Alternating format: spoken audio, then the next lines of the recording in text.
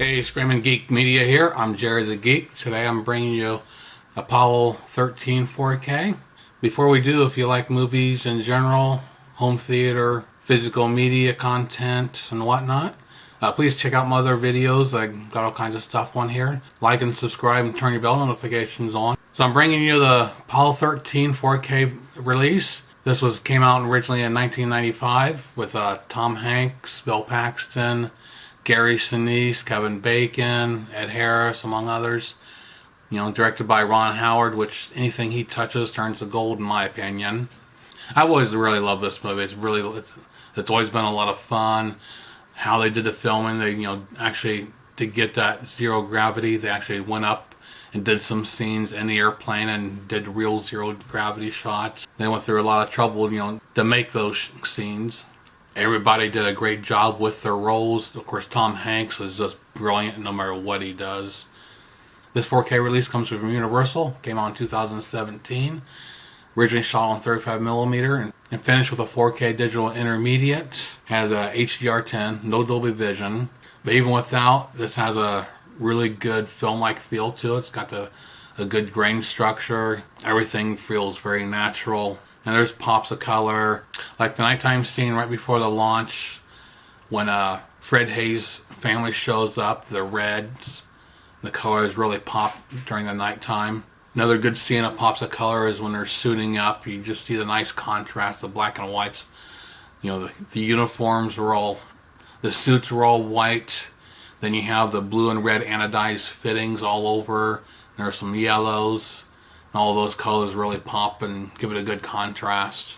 Good amount of depth and detail throughout the whole entire movie.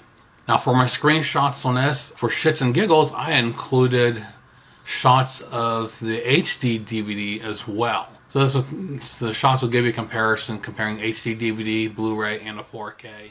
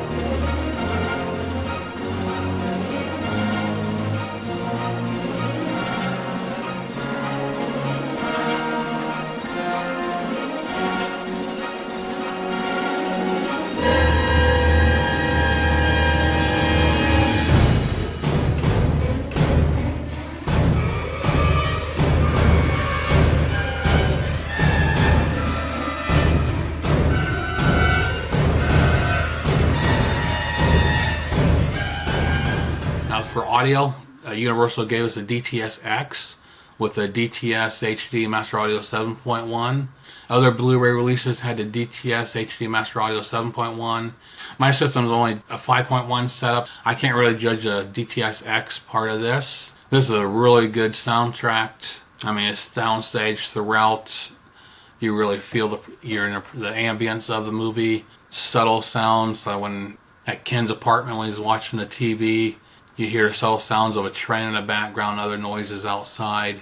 But then the soundtrack would get intense when it needed to be. Like during the launch, the bass really kicks in, very intense.